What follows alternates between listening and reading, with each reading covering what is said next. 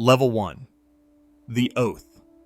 You are 22, and tonight you stand close enough to the Emperor of the Romans to hear him breathe through the door. This is your life in the Varangian Guard, the axe bearers the Emperor keeps at his bedchamber because you are foreign, friendless, and paid better than any soldier alive.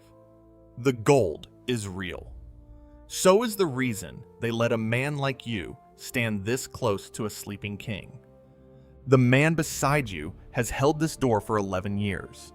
He has never once looked at the Emperor.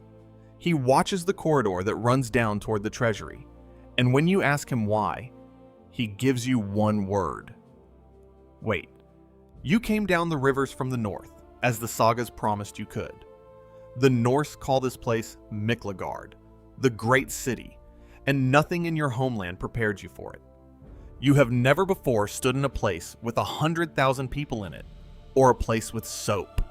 They pay you in gold coins the Greeks call nomismata, near 30 in a good month.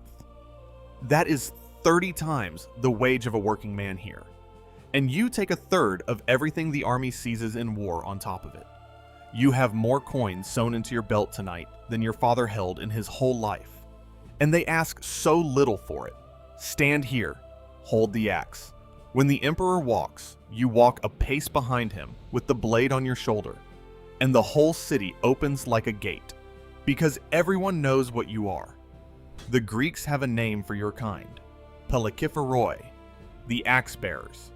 They say it the way you would say the name of a storm.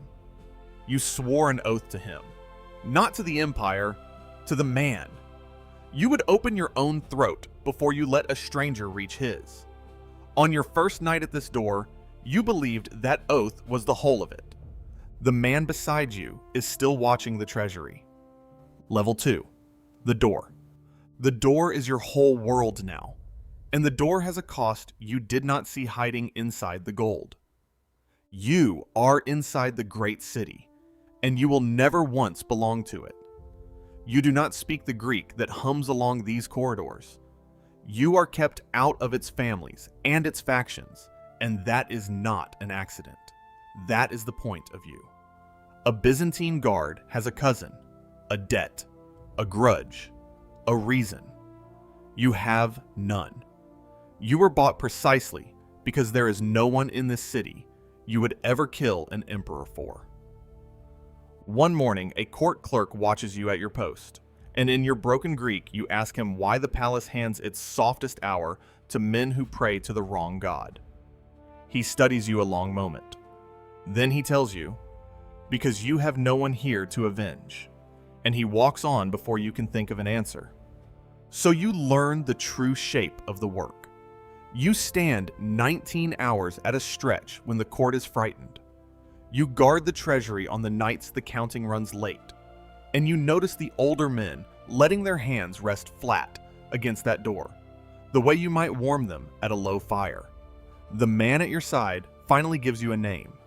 Call him Thorir. His own did not survive. He is missing 2 fingers from his left hand, and he tests the treasury door with the stumps, gently, as a groom tests a horse's leg for heat. He came down the rivers 20 years ago. He has never gone back up them. You ask him why he stays, with all that gold in his belt, and a whole free life waiting in the north. He does not answer the way you expect. He tells you the best pay in the great city has never once come on payday. Then he tells you to learn the fastest way from this door to the treasury, and to walk it in the dark until your feet know it without you. So you walk it in the dark, over and over. He will not tell you why. Level 3. The Sweep. Thorir tells you on a cold night, with the Emperor asleep behind the bronze at your backs. There is a custom here older than your oath, he says. When an emperor dies, any emperor, in his warm bed or on the floor with a blade in him, the guard is granted one thing before the next man can climb onto the throne. You may go into the treasury, into the private rooms where the wealth of the Roman world lies stacked in the dark, and carry out as much of it as your 2 hands can hold. The Norse already have a word for it. Polutasvarf, the palace sweep. And now those 11 years at this door arrange themselves into a shape you did not want to see. Every man on this door has sworn to keep the emperor breathing. Every man on this door will have the single richest hour of his life the moment that same emperor stops. The Greeks did not miss this. They built it deliberately. They made your greed and your loyalty into one object. The men closest to the emperor's throat had the most golden reasons to keep him breathing, and a fortune was waiting for the day they failed to.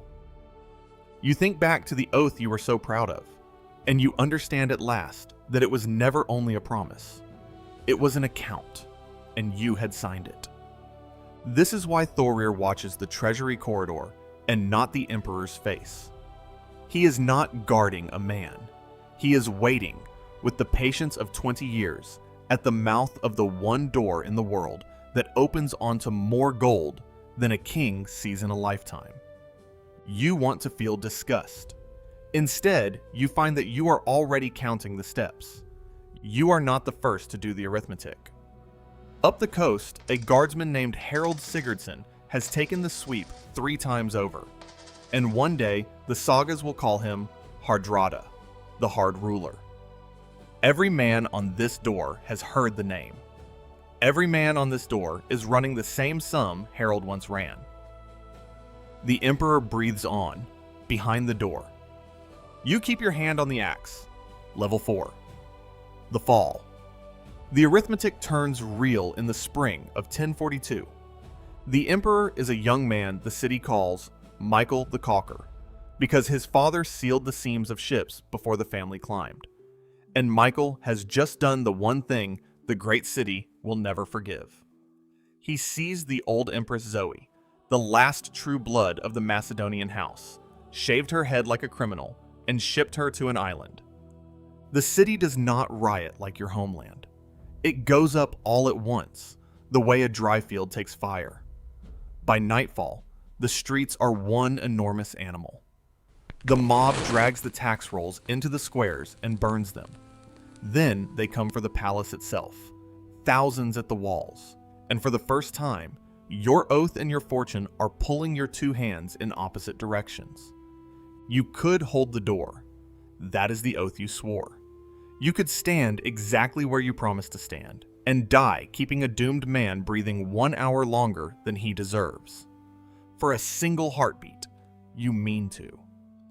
Then the corridor behind you fills with the thunder of running boots, and every Varangian who ever warmed his hands against the treasury door is already moving, and your feet decide the matter before your oath can get a word in.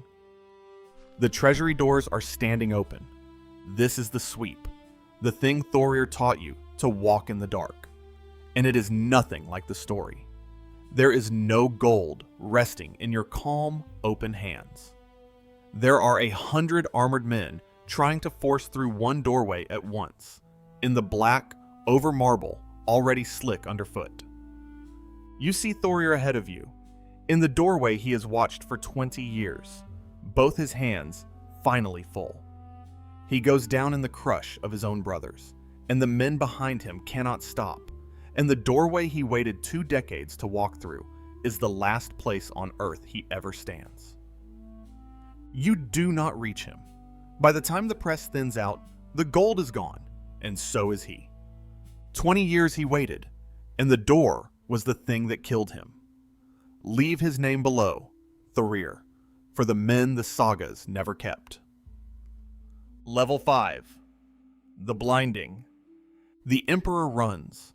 Michael flees to a monastery called Studios and throws himself down on the altar, a shorn monk now, begging the god of the great city for the mercy that God is famous for showing. The crowd drags him back off the stone anyway. And here the guard does the one thing the sweep has left it free to do. They take his eyes. The sagas will give this deed a hero. They say the man who put out the emperor's eyes was Harald himself, the very Harald who took the sweep 3 times. But the historian who was actually in the city that spring, a Greek named Michael Psellos, describes no famous northerner at all, only a commoner with a hot iron. The saga wanted a hero big enough for the deed. The eyewitness saw an ordinary man doing terrible work in a frightened crowd. The truth is likely smaller and worse than the poem made it. And this is the thing about an oath sworn to the man and not the empire. When the man is finished, the oath is finished with him. The palace guard of this city learned that arithmetic long before your kind ever came down the rivers. In the year 969, when an emperor was cut down in his own bedchamber, his guards arrived a breath too late, looked at the murderer standing over the body, and knelt to him inside the hour. Alive, they would have died for him. Dead, there was nothing left to be loyal to. Only the next man in the next door.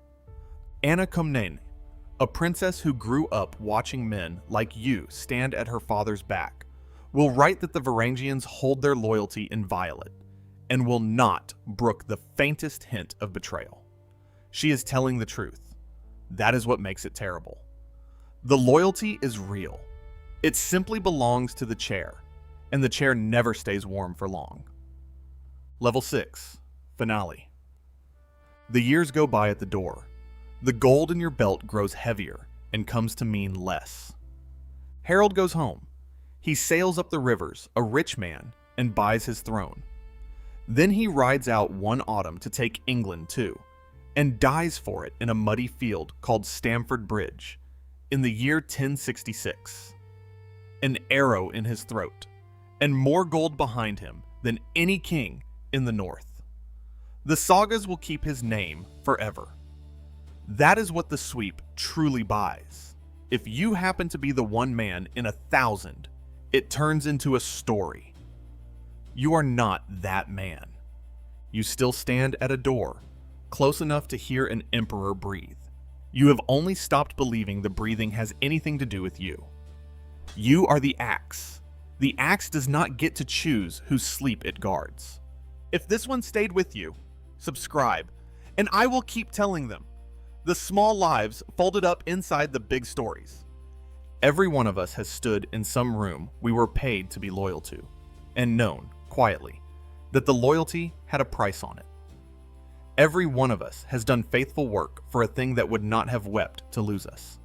You just did it with an axe, in the most beautiful city on earth.